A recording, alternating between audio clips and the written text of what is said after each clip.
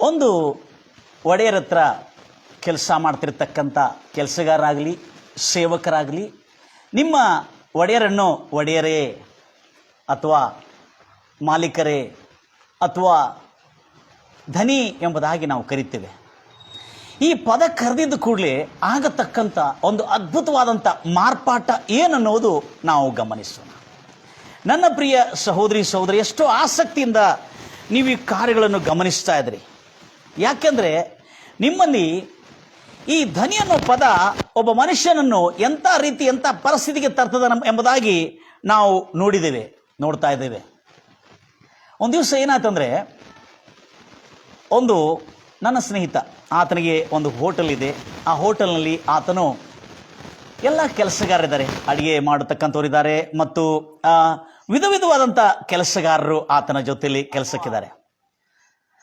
ಅಲ್ಲಿ ಅಡುಗೆ ಭಟ್ರು, ಹೋಟೆಲ್ನಲ್ಲಿರ್ತಕ್ಕಂಥ ಕ್ಲೀನರ್ಸು, ಪಾತ್ರೆ ತಿಕ್ಕೋರು ಮತ್ತು ಆರ್ಡರ್ ತೆಗೆದುಕೊಳ್ಳೋರು, ವೇಟ್ರಸ್, ಇವರೆಲ್ಲರ ಕೆಲಸ ನಡೀತಾ ಇರ್ತದೆ. ಆ ಸಮಯದಲ್ಲಿ ಈ ನಮ್ಮ ಸ್ನೇಹಿತನು ಅಂದರೆ ಆ ಹೋಟೆಲಿನ ಮಾಲಕರು ಅಲ್ಲಿರ್ತಕ್ಕಂಥ ಕೆಲಸಗಾರರು ಕೆಲಸ ಮಾಡ್ತಿರುವಾಗ ಅವರ ಜೊತೆಯಲ್ಲಿ ಭಾಳ ಕಟ್ಟುನಿಟ್ಟಾಗಿ ಕೆಲಸ ಮಾಡಿಸ್ಕೊತಾ ಇರ್ತಾನೆ. ಅದೇ ಸಮಯದಲ್ಲಿ ಆತನ ಕಟ್ಟುನಿಟ್ಟಾಗಿ ಕೆಲಸ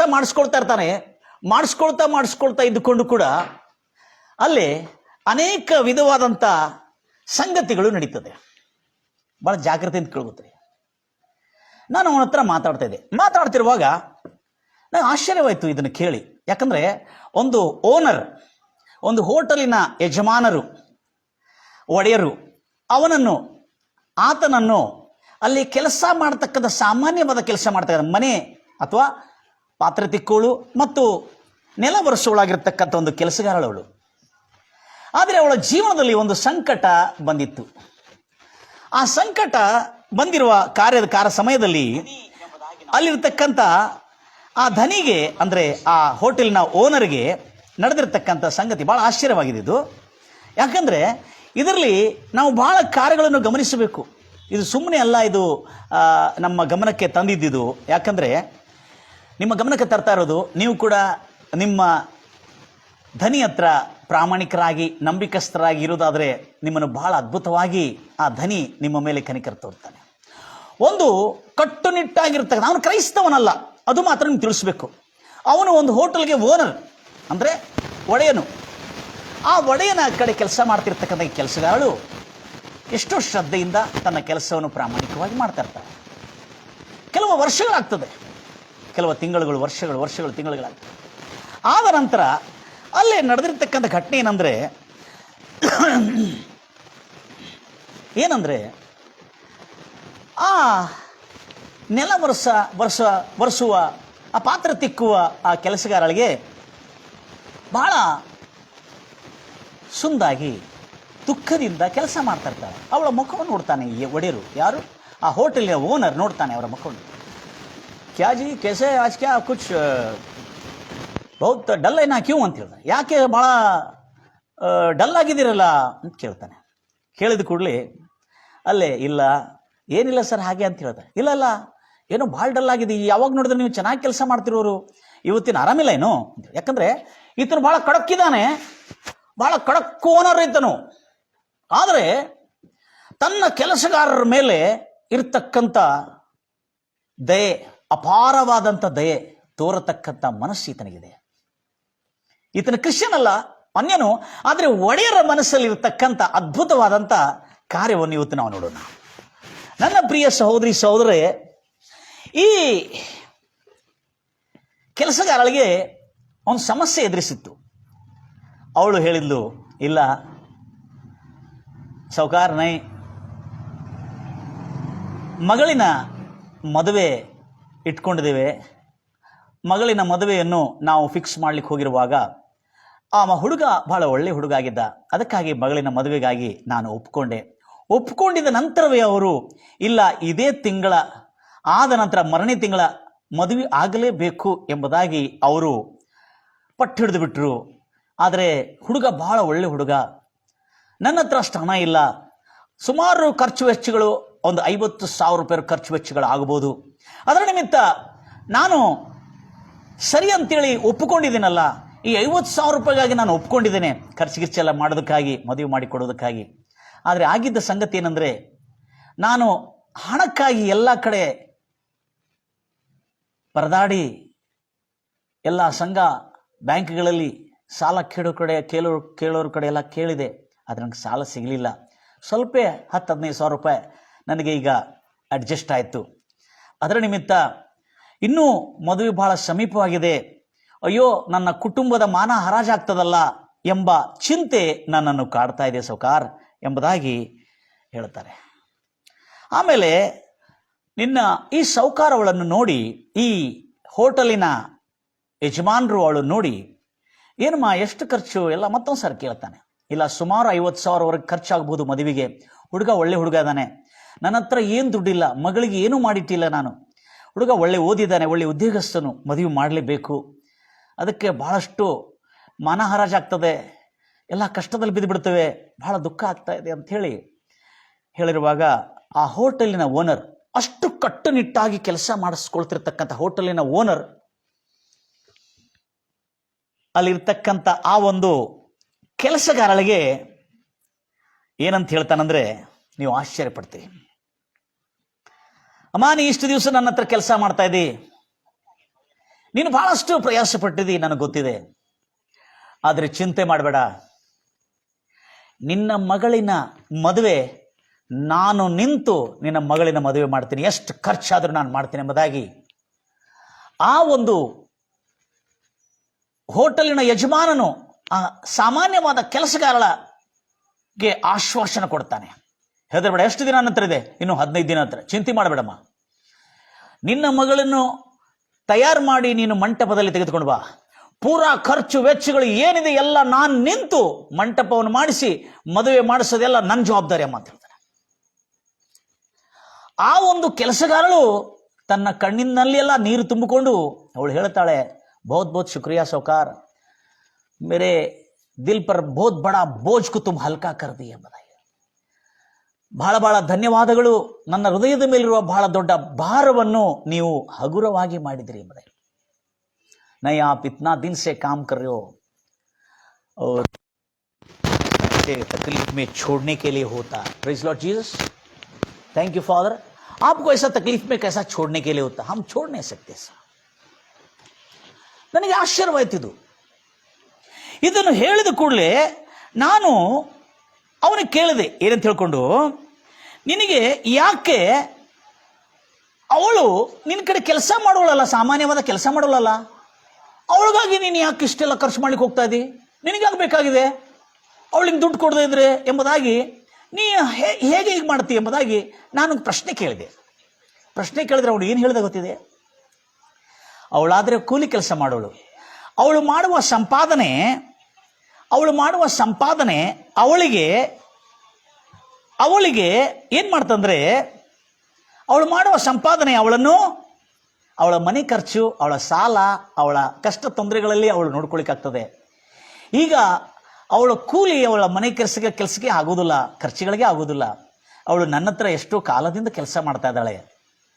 ಇಂಥ ಸಮಯದಲ್ಲಿ ನನ್ನ ಮೇಲೆ ಭರವಸೆ ಇಟ್ಕೊಂಡು ಅವರು ಕೆಲಸಕ್ಕೆ ಬರ್ತಾ ಇದ್ದಾರೆ ಮತ್ತು ನನ್ನನ್ನು ಅವರು ಬಹಳ ಸನ್ಮಾನಿಸ್ತಾರೆ. ನಾನೆಷ್ಟು ಗದರಿಸಿದ್ರು, ನಾನೆಷ್ಟು ತರಾಟೆಗೆ ತೆಗೆದುಕೊಂಡ್ರು, ಹಿಗ್ಗಾಮಿಗ್ಗ ಮಾತಾಡಿದ್ರು, ಆದರೂ ತಗ್ಗಿಸಿಕೊಂಡು ವಿನಯ ವಿನಮ್ರತೆಯಿಂದ ಕೆಲಸ ಮಾಡ್ತಾಳವಳು. ಅವಳು ಸಂಕಟದಲ್ಲಿ ನಾನು ಮಾಲೀಕಾಗಿದ್ದು ಅವಳಿಗೆ ಸಹಾಯ ಮಾಡದಿದ್ದರೆ ನನ್ನಂಥ ಅನ್ಯಾಯಸ್ಥನು ಮತ್ತು ಯಾರೂ ಇರುವುದಿಲ್ಲ. ಅದಕ್ಕೆ ನನಗೆ ಅವಳಿಗೆ ಸಹಾಯ ಮಾಡಬೇಕು, ಯಾಕಂದರೆ ನಾನು ಅವಳಿಗೆ ಕೆಲಸ ಕೊಡ್ತಕ್ಕಂಥ ಒಡೆಯನಾಗಿದ್ದೀನಲ್ಲ ಎಂಬುದಾಗಿ. ಆ ಮಾತು ಕೇಳಿದ ಕೂಡಲೇ ನನ್ನ ಹೃದಯ ಬಹಳ ಸಂತೋಷದಿಂದ ತುಂಬಿತ್ತು, ನನ್ನ ಕಣ್ಣಲ್ಲಿ ಕೂಡ ನೀರು ತುಂಬಿತ್ತು. ಯಾಕೆಂದರೆ ಈ ಮಾತನ್ನು ಕೇಳಿದ ಕೂಡಲೇ ಅದು ನನಗೆ ಬಹಳ ಆಶ್ಚರ್ಯಪಡಿಸಿದ್ದು. ಅದು ನನ್ನ ಮನಸ್ಸೊಳಗೆ ಒಂದು ಅಚ್ಚು ಬಿದ್ದಂಗೆ, ಒಂದು ಮುಂದ್ರೆ ಬಿದ್ದಂಗಿತ್ತು ಆ ಸ್ಟೋರಿ. ಈ ಮಾತನ್ನು ಕೇಳಿದ ಕೂಡಲೇ ಒಂದು ಸಾಮಾನ್ಯವಾದ ಅನ್ಯನು, ಅವನು ಕ್ರೈಸ್ತವನಲ್ಲ, ಕಟ್ಟುನಿಟ್ಟಾಗಿ ಕೆಲಸ ತೆಗೆದುಕೊಳ್ಳೋನು, ಚೆನ್ನಾಗಿ ಕೆಲಸ ಮಾಡಿಸ್ಕೊಳ್ಳೋನು, ತನ್ನ ಹೋಟೆಲ್ನಲ್ಲಿ ಚೆನ್ನಾಗಿ ವ್ಯಾಪಾರವನ್ನು ನೋಡಿಕೊಳ್ತಕ್ಕಂಥ, ತನ್ನ ಲಾಭವನ್ನು ನೋಡಿಕೊಳ್ಳತಕ್ಕಂಥವನು. ಆದರೆ ಅದೇ ಒಡೆಯನಲ್ಲಿ ಒಂದು ಕನಿಕರ ದಯೆ ತನ್ನ ಕೆಲಸಗಾರರ ನಿಮಿತ್ತ ಇದೆ ಅಂದರೆ ನಾನು ಬಹಳ ಮೆಚ್ಚಿಕೊಂಡೆ ನನ್ನ ಸ್ನೇಹಿತನನ್ನು. ಯಾಕೆ ಹೇಳ್ತಾ ಇದ್ದಾರೆ ಅಂದರೆ, ಇದೇ ಮಾತನ್ನು ನಾನು ವಾಕ್ಯದಲ್ಲಿ ಕೂಡ ನೋಡಿದ್ದೀನಿ. Price the Lord Jesus. ಅದೇನೆಂದರೆ, ರೋಮಾಪುರದವರ ಬರೆದ ಪತ್ರಿಕೆ 10ನೇ ಅಧ್ಯಾಯ 8ನೇ ವಚನದಿಂದ 13ನೇ ವಚನದವರೆಗಿದೆ. ದೇವರ ವಾಕ್ಯವು ನೀವು ನಿನ್ನ ಅಂದರೆ ಗಮನಿಸ್ತೀರಿ ಎಲ್ಲರೂ, ಓದ್ತೀರಾ ಮಾತನ್ನು?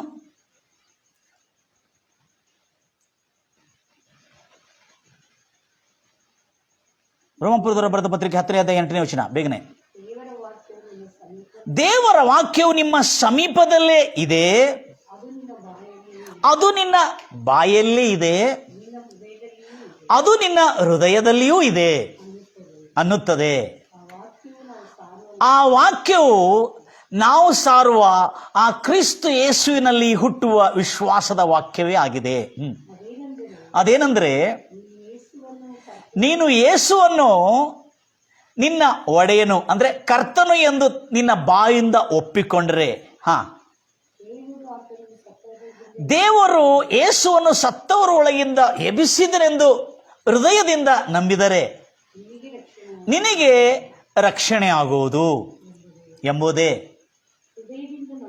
ಹೃದಯದಿಂದ ನಂಬೋದ್ರ ಮೂಲಕ ನಿನಗೆ ನೀತಿ ಉಂಟಾಗುವುದು, ಬಾಯಿಂದ ಅರಿಕೆ ಮಾಡುವುದರ ಮೂಲಕ ನಿನಗೆ ರಕ್ಷಣೆ ಉಂಟಾಗುವುದು. ಆಮೇಲೆ ಮತ್ತು ನೋಡ್ರಿ, ಆತನ ಮೇಲೆ, ಯೇಸುವಿನ ಮೇಲೆ ನಂಬಿಕೆ ಇಡುವ ಯಾವನಾದರೂ ಅವನು ಅವಮಾನ ಪಾಲನಾಗುವುದಿಲ್ಲ, ಅವನು ಅವಮಾನ ಪಾಲು ಆಗುವುದಿಲ್ಲ. ಆತನ ಮೇಲೆ ನಂಬಿಕೆ ಇಡುವವನು ಎಷ್ಟು ಮಾತ್ರಕ್ಕೂ ಅವಮಾನ ಪಾಲು ಆಗುವುದಿಲ್ಲ. Praise the Lord Jesus. ಆಮೇಲೆ ಧರ್ಮಶಾಸ್ತ್ರವು ಹೀಗೆ ಹೇಳುತ್ತದೆ, ಈ ವಿಷಯದಲ್ಲಿ ಯಹೂದ್ಯರಾಗಲಿ, ಗ್ರೀಕರಾಗಲಿ, ಕ್ರೈಸ್ತರಾಗಲಿ ಅಥವಾ ಯಾರೇ ಆಗಿರಲಿ ಭೇದ ಭಾವ ಏನೂ ಇಲ್ಲ, ಎಲ್ಲರಿಗೂ ಒಡೆಯನು, ಎಲ್ಲರಿಗೂ ಕರ್ತನು. ಒಡೆಯನಂದ್ರೆ ಕರ್ತನಂದ್ರೆ ಎರಡು ಒಂದೇ ಅರ್ಥ. ಮಾಲಕನು ಅಥವಾ ಎಲ್ಲರಿಗೂ ಒಂದೇ ಯಜಮಾನನು ಆಗಿದ್ದಾನೆ ಕರ್ತನಾದ ಯೇಸು ಕ್ರಿಸ್ತನು. ಎಲ್ಲರಿಗೂ ಅಂದ್ರೆ ಅರ್ಥ ಏನು? ಕ್ರೈಸ್ತವ್ರಿಗೆ ಮಾತ್ರ ಅಂದ್ರೆ ಈ ಬೈಬಲ್ ಮತ ಸಂಬಂಧವಾದ ಪುಸ್ತಕ. ಎಲ್ಲರಿಗೂ ಒಡೆಯನು ಒಬ್ಬನೇ ಆಗಿದ್ದಾನೆ, ಆತನೇ ಆಗಿದ್ದಾನೆ. ಆತನು ತನ್ನ ನಾಮವನ್ನು ಅಂದ್ರೆ ಆತನ ನಾಮವನ್ನು ಕೂಗಿ ಮೊರೆ ಇಡುವವರಿಗೆ, ಕರೆಯುವವರಿಗೆ ಅವರಿಗೆ ಹೇರಳವಾಗಿ ಕೃಪೆ ತೋರುವ ಐಶ್ವರ್ಯವಂತನಾಗಿದ್ದಾನೆ ಅಂದ್ರೆ ಧನಿಯಾಗಿದ್ದಾನೆ. ಇಂಗ್ಲಿಷ್ನಲ್ಲಿ ಬಹಳ ಚೆನ್ನಾಗಿದೆ, ಒಂದೊಂದು ಪದಗಳು ಬಹಳ ಅದ್ಭುತವಾಗಿದೆ. ಇಲ್ಲಿ ನಾವು ನೋಡ್ತೇವೆ, ಅಂಗೀಕರಿಸಿದ ಕೂಡಲೇ ಆತನನ್ನು ಈ ವಿಷಯದಲ್ಲಿ ಏನು ಹೇಳೋಣ, ಹೆಚ್ಚು ಕಡಿಮೆ ಏನಿಲ್ಲ, ಭೇದ ಭಾವ ಏನಿಲ್ಲ, ಎಲ್ಲರಿಗೂ ಒಬ್ಬನೇ ಕರ್ತನು. ಆತನು ತನ್ನ ನಾಮವನ್ನು ಮೊರೆಯಿಟ್ಟು ಕೇಳುವವರು, ಕೂಗುವವರಿಗಾಗಿ ಆತನು ಕೃಪೆ ತೋರುವ ಐಶ್ವರ್ಯವಂತನಾಗಿದ್ದಾನೆ. ನನ್ನ ಪ್ರಿಯ ಸಹೋದರಿ ಸಹೋದರಿ, ಒಂದು ಒಡೆಯನೆಂಬುದ, ಈ ಒಡೆಯ ಎಂಬ ಪದ ಇದು ಮತ ಸಂಬಂಧವಾದಂಥ ಪದ ಅಲ್ಲ. ಅದಕ್ಕಾಗಿ ಕ್ರೈಸ್ತವತ್ವ ಒಂದು ಮತ ಅಲ್ಲ ಅನ್ನತಕ್ಕಂಥ ಒಂದು ಸತ್ಯವನ್ನು ತಿಳ್ಕೋಬೇಕು. ಎರಡನೇದಾಗಿ ಧನಿ, ಐಶ್ವರ್ಯವಂತನು, ಇದು ಕೂಡ ಮತ ಸಂಬಂಧವಾದಂಥ ಪದ ಅಲ್ಲ. ಅದಕ್ಕಾಗಿ ಈ ಪದಗಳ ಅರ್ಥ ನನಗೆ ಇನ್ನೂ ಎಷ್ಟು ಚೆನ್ನಾಗಿದೆ ಅಂದರೆ, ಇದನ್ನು ಅಧ್ಯಯನ ಮಾಡ್ತಾ ಇದ್ರೆ ಬಹಳ ದೊಡ್ಡ ದೊಡ್ಡ ವಿದ್ವಾಂಸರು ಈ ಒಂದು ಟೆಕ್ಸ್ಟನ್ನು ವಿವರಿಸಿದ್ದಾರೆ. ಆವಾಗ ನನಗಿದು ಅರ್ಥ ಆಯಿತು. ಆದರೆ ನಮ್ಮ ಭಾರತೀಯರಿಗೆ ತಿಳಿಸೋದಕ್ಕಾಗಿ ನನಗೆ ಒಳ್ಳೆ ಉದಾಹರಣೆ ಅಂದರೆ ಇದಕ್ಕಿಂತ ದೊಡ್ಡ ಉದಾಹರಣೆ ಮತ್ತೆ ಏನಿಲ್ಲ ಅಂತ ತಿಳ್ಕೊಳ್ತಾನೆ. ಇಲ್ಲಿ ನೋಡ್ತಾ ಇದ್ದೇವೆ, ಆತನ ಮೇಲೆ ನಂಬಿಕೆ ಇಡುವ, ಒಡೆಯರ ಮೇಲೆ ನಂಬಿಕೆ ಇಡುವ ನಂಬಿಕಸ್ಥರಾದ ಸೇವಕರೇ, ಒಡೆಯರ ಮೇಲೆ ನಂಬಿಕೆ ಇಡುವ ಅಂತವನು ಯಾವತ್ತಿಗೂ ಆಶಾಭಂಗ, ಇನ್ನೊಂದು ಮಾತಲ್ಲಿ ಸರಿಯಾಗಿ ಹೇಳಬೇಕಾದ್ರೆ ಅವನು ಅವಮಾನ ಪಾಲು ಎಂದಿಗೂ ಆಗುವುದೇ ಇಲ್ಲ.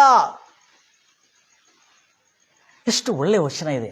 ಇದನ್ನು ನಾವು ಎಷ್ಟೋ ಸಾರಿ ಮತವಾಗಿ ಯೋಚನೆ ಮಾಡ್ತೇವೆ. ಬಹಳ ಕ್ರೈಸ್ತರಾಗಿರ್ತಕ್ಕಂಥ ನಾವು ಆತ್ಮೀಯರು, ಕರ್ತನು ಅಂದರೆ ನಾವೇನು ತಿಳ್ಕೊಂಡಿದ್ದೇವೆ? ದೇವರು ಎಂಬ ಪದ. ಇದು ಕರ್ತನು ಅಂದರೆ ದೇವರು ಎಂಬ ಪದ ಅಲ್ಲ. ಅದರ ಅರ್ಥ ಒಡೆಯನು ಎಂಬುದಾಗಿ. ಕರ್ತನು ಅಂದರೆ ಯಜಮಾನನು, ಸಮಾನ ಅರ್ಥವುಳ್ಳ ಪದಗಳಿವು. ಈ ಯಜಮಾನನು, ಒಡೆಯನು, ಪ್ರಭು, ಇದು ಕೂಡ ಒಡೆಯರಿಗೆ ಕರೆಯತಕ್ಕಂಥ ಪದ. ಇದು ಅರಸರನ್ನು ಅರಸರನ್ನು ಸಂಬೋಧಿಸುವ ಕರೆಯುವ ಪದ ಇದು. ಅಥವಾ ಜಮೀನ್ದಾರರನ್ನು ಅಥವಾ ಒಡೆಯರನ್ನು, ಧನಿಗಳನ್ನು ಕರೆಯತಕ್ಕಂಥ ಒಂದು ಪದ ಹೊರತು ಇದು ರಾಜರನ್ನು ಸಂಬೋಧಿಸುವ ಪದ ಹೊರತು ಇದು ಮತ ಸಂಬಂಧವಾದಂಥ ಪದ ಅಲ್ಲ. ಅದಕ್ಕಾಗಿ ನಮ್ಮ ಕರ್ತನಾದ ಯೇಸು ಕ್ರಿಸ್ತನ ಬೈಬಲ್ನಲ್ಲಿ ಇಗೋ ದೇವರ ರಾಜ್ಯದ ಸುವಾರ್ತೆಯನ್ನು ಆತನು ಸಾರೋದಕ್ಕಾಗಿ ಈ ಲೋಕಕ್ಕೆ ಬಂದಿದ್ದಾನೆ. ಆ ರಾಜ್ಯದ ಸುವಾರ್ತೆಯಲ್ಲಿ ಮತ ಇಲ್ಲ ಹೊರತು ಪ್ರಜಾಪ್ರಭುತ್ವ ಅನ್ನೋದಿಲ್ಲ. ಆ ರಾಜ್ಯದ ಸುವಾರ್ತೆಯಲ್ಲಿ ಡಿಕ್ಟೇಟರ್ಶಿಪ್ ಇಲ್ಲ, ಏಥಿಸಮ್ ಇಲ್ಲ, ನಾಸ್ತಿಕತ್ವ ಇಲ್ಲ. ಆ ರಾಜ್ಯದ ಪ್ರಭುತ್ವದಲ್ಲಿ ನಾನು ಹೇಳ್ತಿರ್ತಕ್ಕಂಥ ನಿಯಮಗಳಿಂದ ಪಾಲನೆ ಆಗತಕ್ಕಂಥ ರಾಜ್ಯದ ಪ್ರಭುತ್ವ. ಆ ರಾಜ್ಯದ ಪ್ರಭುತ್ವದಲ್ಲಿ ಯೇಸುವನ್ನು ನಾವು ಯಾವಾಗ ನಮ್ಮ ಒಡೆಯನೆಂಬುದಾಗಿ ನಮ್ಮ ಬಾಯಿಂದ ಒಪ್ಕೊಂಡ್ರೆ ಪರಲೋಕದ ಗೌರ್ಮೆಂಟ್, ನಿಮ್ಮ ಜೀವನದ ಎಲ್ಲ ಜವಾಬ್ದಾರಿ ಆತನ ಭುಜದ ಮೇಲೆ ಇರ್ತದೆ. Price the Lord Jesus. ಅದಕ್ಕಾಗಿ ನಾವು ನೋಡ್ತಾ ಇದ್ದೇವೆ, ನಿನ್ನ ಚಿಂತಾಭಾರವನ್ನೆಲ್ಲ ಆತನ ಮೇಲೆ ಹಾಕು, ಆತನು ನಿನಗಾಗಿ ಚಿಂತಿಸುತ್ತಾನೆ. ಆಗ ಇವಳು ಮದುವೆ ಮಾಡಿ ಸಂಪೂರ್ಣವಾಗಿ ಆ ಹುಡುಗನ ಮನೆಗೆ ಕಳಿಸುವವರೆಗೂ ಆ ಹೋಟೆಲಿನ ಯಜಮಾನರು, ಒಡೆಯರು ನಿಂತು ಎಲ್ಲ ಸಹಾಯ ಮಾಡಿ ಅವರ ಅಡಿಗೆ ಕೆಲಸಕ್ಕಾಗಿ, ಅವರ ಬೆಂಡಾಲ್ಗಾಗಿ, ಅವ್ರಿಗೆ ಬೇಕಾಗಿರೋ ಎಲ್ಲ ಕಾರ್ಯಗಳಿಗಾಗಿ ಆ ಹೋಟೆಲಿನ ಓನರ್ ಎಲ್ಲ ನೋಡಿಕೊಂಡು ಅವರ ಸ್ನೇಹಿತರನ್ನು ಕರೆಸಿ ಸಹಾಯ ಮಾಡಿಸಿ ಆ ಮದುವೆ ವಿಜೃಂಭಣೆಯಿಂದ ಮಾಡಿಸಿದ್ರು. ಅವಳು ಈಗ ಆ ಸಾಹುಕಾರ ಹತ್ರ ಎಷ್ಟು ವಿನಯ ವಿನಮ್ರತೆಯಿಂದ ಬಾಳ್ತಾ ಇದ್ದಾಳೆ ಗೊತ್ತಿದೆ, ಭಾಳ ವಿನಯ. ನಾನು ಆಮೇಲೆ ಕೇಳಿದೆ, ಅವಳಿಗೆ ದುಡ್ಡು ವಿಷಯ ಏನು ಮಾಡಿದ್ದೀನಿ ನೀನು ಅಂತ ಹೇಳಿದೆ. ನಾನು ಅವಳಿಗೆ ಒಂದೇ ಮಾತು ಹೇಳಿದ್ದೀನಿ, ಯಾರು ಹೋಟೆಲ್ ಯಜಮಾನ್ ಹೇಳ್ತಾರೆ, ನಿನಗೆ ಯಾವಾಗ ಮನಸ್ಸು ಬರ್ತದೆ, ಯಾವಾಗ ನಿನ್ನ ಹತ್ರ ದುಡ್ಡು ಇರ್ತದೆ ಆವಾಗ ನೀನು ಕೊಡಮ್ಮ, ನಾನು ಯಾವತ್ತೂ ನಿನ್ನ ಹತ್ರ ದುಡ್ಡು ಕೇಳಲ್ಲ ಅಂಥೇಳಿ, ನಿನ್ನ ಪಗಾರ ನಿನಗೆ, ನಿನ್ನ ಸಂಬಳ ನಿನಗೆ ಸರಿಯಾಗಿ ನಾನು ಕೊಡ್ತೇನೆ, ನಿನಗೆ ಯಾವಾಗ ಇಷ್ಟ ಆಗ್ತದೆ ಯಾವಾಗ ಕೊಡಮ್ಮ ಅಂತ. ಆವಾಗ ಸಾಹುಕಾರ, ಆಪ್ಕಾ ಐಸಾನ್ ಮೈ ಜಿಂದಗಿ ಭರ್ ನಹೀ ಭೂಲೂಂಗಿ. ಆದರೆ ನನ್ನ ಪ್ರಿಯ ಸಹೋದರಿ ಸಹೋದರೇ, ಕರ್ತನಾದ ಯೇಸು ಕ್ರಿಸ್ತನು ಮಾಡಿರತಕ್ಕಂಥ ಆ ಒಂದು ಕೃಪೆ, ಆ ಒಂದು ದಯೆ, ಆ ಒಂದು ಕರುಣೆ, ಶಿಲುವೆ ಮೇಲೆ ನಮ್ಮನ್ನು ರಕ್ಷಿಸೋದಕ್ಕಾಗಿ ತೋರಿರತಕ್ಕಂಥ ಅಪಾರವಾದಂಥ ದಯೆ ಕುರಿತು ನಾವು ನಂಬಿಕಸ್ಥರಾಗಿದ್ದೇವ, ನಾವು ಕೃತಜ್ಞರಾಗಿದ್ದೇವ. Praise the Lord Jesus. ನನ್ನ ಪ್ರಿಯ ಸಹೋದರಿ ಸಹೋದರಿ, ನೀವು ಎಷ್ಟು ಆಸಕ್ತಿಯಿಂದ ದೇವರ ವಾಕ್ಯವನ್ನು ಕೇಳ್ತಾ ಇದ್ದೀರಿ. ಒಂದು ಒಡೆಯನ ಮನಸ್ಸಿನಲ್ಲಿರ್ತಕ್ಕಂಥ, ನಾನು ಆವಾಗ ಇದು ಯಾಕೆ ಅವನಲ್ಲಿ ಇಂಥ ಒಂದು ಭಾವನೆ ಬಂದಿದೆ, ಇವನು ಕಟ್ಟುನಿಟ್ಟಾಗಿ ಸ್ಟ್ರಿಕ್ಟಾಗಿ ಕೆಲಸ ತಗೊಳ್ಳೋನು, ಇವನು ಸಂಬಳ ಕರೆಕ್ಟಾಗಿ ಕೊಡ್ತಕ್ಕಂಥವನು, ಇಂಥ ಮನುಷ್ಯನಲ್ಲಿ ಇಂಥ ಕನಿಕರ ಯಾಕೆ ಬಂದಿದೆ ಅಂದರೆ ನಾನು ಆಲೋಚನೆ ಮಾಡಿರುವಾಗ, ಅಧ್ಯಯನ ಮಾಡಿರುವಾಗ ಆವಾಗ ನಂಗೆ ಅರ್ಥ ಆಯಿತು. ಯಾವಾಗ ಅಲ್ಲಿ ಕೆಲಸ ಮಾಡೋರು ಸಾಬ್ಜಿ, ಸಾಹುಕಾರ್, ಒಡೆಯರೇ ಅಥವಾ ಯಜಮಾನ್ರೇ ಅಥವಾ ಸರ್ ಎಂಬುದಾಗಿ ಸಂಬೋಧಿಸುವ ಪದ ಆ ಒಡೆಯರ ಮನಸ್ಸಲ್ಲಿ ಇಂಥ ಒಂದು ಹೊಣೆಗಾರಿಕೆ, ದಾಯಿತ್ವ, ಜವಾಬ್ದಾರಿ ಅವರ ಭುಜದ ಮೇಲಿರ್ತದೆ. ಇವರಿಗೆ ಏನಾದರೂ ಕೂಡ ನಾನು ನೋಡ್ಕೋಬೇಕೆಂಬುದಾಗಿ. ಇದನ್ನು ಯಾಕೆ ಹೇಳ್ತಾ ಇದ್ದೆ ಅಂದರೆ, ಜರುಗಿರ್ತಕ್ಕಂಥ ಸಂಗತಿ ಇದು. ಇದು ಒಂದು ಅನ್ಯನಾಗಿರ್ತಕ್ಕಂಥವನೇ ಇಂಥ ರೀತಿಯಾದಂಥ ಸಹಾಯ ಮಾಡಿರೋದಾದರೆ ಬೈಬಲ್ ಹೇಳ್ತಾ ಇದೆ, ಯೇಸುವನ್ನು ನಿನ್ನ ಬಾಯಿಂದ ಒಡೆಯನೇ ಎಂದು ಒಪ್ಪಿಕೊಂಡ್ರೆ, ಅಂದರೆ ಕರ್ತನೇ ಎಂದು ಒಪ್ಪಿಕೊಂಡ್ರೆ, ಹೃದಯದಲ್ಲಿ ಯೇಸುವನ್ನು ದೇವರು ಸತ್ತವರೊಳಗಿಂದ ಎಬ್ಬಿಸಿದನೆಂದು ನಂಬಿದರೆ ನಿನಗೆ ರಕ್ಷಣೆ ಆಗುವುದು. ಆ ರಕ್ಷಣೆ ಎಂಥ ರಕ್ಷಣೆ? ನಮ್ಮ ಜನರು ಇದನ್ನು ಬಹಳ ವಿಧವಾಗಿ ತಿಳಿಸ್ತಾರೆ. ರಕ್ಷಣೆ ಅಂದರೆ ನೀನು ಬದುಕುತ್ತಿರುವ ದಿನಗಳಲ್ಲಿ ನಿನ್ನ ಆರೋಗ್ಯದ ರಕ್ಷಣೆ, ನಿನ್ನ ಆರೋಗ್ಯವನ್ನು ಕಾಪಾಡತಕ್ಕಂಥನು. ಒಂದು ವೇಳೆ ನೀನು ತಪ್ಪಿದಾರಿ ಎಡವಿ ದೇವರನ್ನು ಬಿಟ್ಟು ಹೋಗಿ ಎಲ್ಲರ ಪೆಟ್ಟು ತಿಂದು ಬಂದರೂ ಕೂಡ ನಿನ್ನನ್ನು ಗುಣಪಡಿಸುವ ರಕ್ಷಣೆ. ಅಥವಾ ನೀನು ಆರ್ಥಿಕ ಸ್ಥಿತಿಯಲ್ಲಿ ಅಸ್ತವ್ಯಸ್ತನಾಗಿ ಕುಸಿದು ಬೀಳುವಾಗ ನಿನ್ನ ಮಾನ ಹರಾಜಾಗುವಂಥ ಸಮಯ ಬಂದರೆ, ಅಯ್ಯೋ ಏಸಯ್ಯ ಎಂಬುದಾಗಿ ನೀನು ಯೇಸುವಿನ ಹೆಸರಿಗೆ ಮೊರೆ ಇಟ್ಟರೆ ನಿನ್ನ ಮನ ಹರಾಜಾಗದಂತೆ, ನಿನ್ನ ಬಿಸ್ನೆಸ್ ಹಾರಾಜಾಗದಂತೆ, ನಿನ್ನ ಮನೆ ನೀಲಾಮಿ ಆಗದಂತೆ ಕಾಪಾಡತಕ್ಕಂಥ ರಕ್ಷಕನು ಆತನು.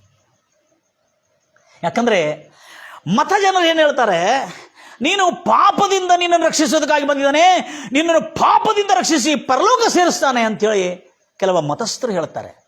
ನಿಶ್ಚಯ ಪರಲೋಕ, ಸ್ವರ್ಗ, ಪರದೇಶಿ ಖಚಿತ ನಮಗೆ, ಅದು ಖಂಡಿತ. ಆದರೆ ಬದುಕುತ್ತಿನ ದಿನಗಳಲ್ಲಿ ಕೂಡ ನಮ್ಮನ್ನು, ನಮ್ಮ ಆರೋಗ್ಯವನ್ನು ರಕ್ಷಿಸ್ತಕ್ಕಂಥವನು, ನಮ್ಮ ಆರ್ಥಿಕ ಸ್ಥಿತಿಯಲ್ಲಿ ಕಾಪಾಡಿ ನಮ್ಮನ್ನು ರಕ್ಷಿಸ್ತಕ್ಕಂಥವನು, ನಾವು ಮುಳುಗಿ ಹೋಗದಂತೆ ನಮ್ಮನ್ನು ಎಬ್ಬಿಸತಕ್ಕಂಥವನು, ನಮ್ಮ ಮಾನಸಿಕ ಸಂತೋಷ, ನಮ್ಮ ಸಮಾಧಾನ, ನಮ್ಮ ಶಾಂತಿ ನಮ್ಮಲ್ಲಿ ಯಾವಾಗಲೂ ಸದಾಕಾಲ ನೆಲೆಗೊಂಡಿರುವಂತೆ ಕಾಪಾಡತಕ್ಕಂಥವನು ರಕ್ಷಕನಾಗಿದ್ದಾನೆ. ಅದಕ್ಕೆ ಸ್ಪಷ್ಟವಾಗಿ ಒಂದೊಂದು ಶಬ್ದಗಳು ನಾವು ನೋಡ್ತಾ ಇದ್ದೀವಿ. ಏನು ತಿಳ್ಗಳು? ನೀನು ಯಾವತ್ತು ಯೇಸುವನ್ನು ನನ್ನ ಒಡೆಯ ಎಂಬುದಾಗಿ ಕರಿತೀಯೋ ಆ ದಿನದಿಂದ ನಿನ್ನ ಜೀವಮಾನ ಕಾಲವೆಲ್ಲ ಆತ ನಿನ್ನ ಜೊತೆಯಲ್ಲಿದ್ದು ನಿನಗೆ ಬೇಕಾಗಿರುವ ಎಲ್ಲ ಅಗತ್ಯಗಳನ್ನು ಸಕಾಲಕ್ಕೆ ನೀನು ಮೊರೆ ಇಡುವಾಗಲೇ ಆತ ನಿನಗೆ ಅನುಗ್ರಹಿಸುತ್ತಾನೆ. ಅಷ್ಟೇ ಅಲ್ಲದೆ ನನ್ನ ಪ್ರಿಯ ಸಹೋದರಿ ಸಹೋದರೇ, ಇದು ಅದ್ಭುತವಾದಂಥ ಸಂಗತಿ ನಾವು ಈ ವಾಕ್ಯದಲ್ಲಿ ನೋಡ್ತಾ ಇದ್ದೇವೆ. ಹೃದಯದಲ್ಲಿ ನಂಬಿದರೆ ಆಯಿತು. ತದನಂತರ ಅದೇನಂದ್ರೆ, ನೀವು ಯೇಸುವನ್ನು ಕರ್ತನೆಂದು, ಒಡೆಯನು ಬಾಯಿಂದ ಒಪ್ಪಿಕೊಂಡು ಅರಿಕೆ ಮಾಡಿದರೆ ಇದೆಲ್ಲ ಆಯಿತು. ಆದ ನಂತರ ದೇವರ ಮಕ್ಕಳೇ, ಹೃದಯದಲ್ಲಿ ನಂಬಿದರೆ ನಿಮಗೆ ರಕ್ಷಣೆ ಆಗುವುದು. ಮತ್ತು ನೋಡ್ರಿ, ನೆಕ್ಸ್ಟ್ ಹೇಳ್ತಾ ಇದ್ದಾನೆ, ಹೃದಯದಲ್ಲಿ ನಂಬುವುದರ ಮೂಲಕ ನೀತಿ ನಿಮಗೆ ಉಂಟಾಗುವುದು. ಏನುಂಟಾಗುವುದು? ನೀತಿ ನಿಮಗೆ ಉಂಟಾಗುವುದು, ದೊರಕುವುದು. ಬಾಯಿಂದ ಯೇಸುವನ್ನು ಯೆಸಯ್ಯ ಎಂದು ಅರಿಕೆ ಒಪ್ಪಿಕೊಳ್ಳೋದ್ರಿಂದ, ಯೆಸಯ್ಯ ಎಂದು ಒಪ್ಪಿಕೊಳ್ಳೋದ್ರಿಂದ ನಿಮಗೆ ರಕ್ಷಣೆ ಆಗೋದು. ಯೆಸಯ್ಯ ಅಂದ್ರೇ ರಕ್ಷಣೆ. ಯೆಸಯ್ಯ, ಯೇಸು ಎಂಬ ಪದದ ಅರ್ಥವೇ ರಕ್ಷಕನು ಎಂಬುದಾಗಿ. ನೀನು ಯಾವಾಗ ರಕ್ಷಕನೇ, ನನ್ನ ಒಡೆಯನೇ ಎಂಬುದಾಗಿ ನೀನು ಕರೆಯೋದಾದರೆ, ಪ್ರೈಸ್ ಲಾರ್ಡ್ ಜೀಸಸ್, ನನ್ನ ಎಲ್ಲ ಪ್ರಿಯ ಸಹೋದರಿ ಸಹೋದರೇ, ನೀನು ಕೂಗಿದ್ದ ಕೂಡಲೇ ನಿನಗೆ ಸಹಾಯಕನಾಗಿ ತನ್ನ ದೂತಗಳನ್ನು ಕಳಿಸ್ತಕ್ಕಂಥ ಸರ್ವಶಕ್ತನಾಗಿದ್ದಾನೆ.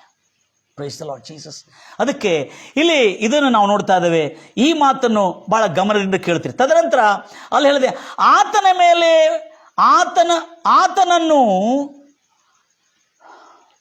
ಆತನ ಮೇಲೆ ನಂಬಿಕೆ ಇಡುವ ಒಬ್ಬನಾದರೂ, ಅಂದ್ರೆ ಅರ್ಥ ಏನು? ಕ್ರಿಶ್ಚಿಯನ್ಸ್ ಅಲ್ಲ. ಆತನ ಮೇಲೆ ನಂಬಿಕೆ ಇಡುವ ಒಬ್ಬನಾದರೂ ಆಶಾಭಂಗ ಅಂದ್ರೆ ಅವಮಾನ ಪಾಲು ಆಗುವುದಿಲ್ಲ, ದಿಕ್ಕಾಪಾಲು ಆಗುವುದಿಲ್ಲ. ಈ ಮನೆ ಕೆಲಸ ಮಾಡತಕ್ಕಂಥ, ಈ ಹೋಟೆಲ್ನಲ್ಲಿ ಪಾತ್ರೆ ತಿಕ್ಕತಕ್ಕಂಥ, ನೆಲ ಒರೆಸ್ತಕ್ಕಂಥ ಈ ಒಂದು ಬಡ ದೀನಳು ಆ ಒಡೆಯರ ಹತ್ರ ನಂಬಿಕಸ್ಥಲಾಗಿ ಕೆಲಸ ಮಾಡ್ತಿರೋದ್ರಿಂದ ಅವಳಿಗೆ ಅಷ್ಟು ಕೃಪೆ ದೊರಕಿತ್ತು. Praise the Lord Jesus. ಇನ್ನೊಂದು ವಿಷಯ ಹೇಳಬೇಕು, ನಾನು ಮದುವೆ ವಿಷಯದಲ್ಲಿ ಮಾತಾಡಿದ್ದೀನಿ.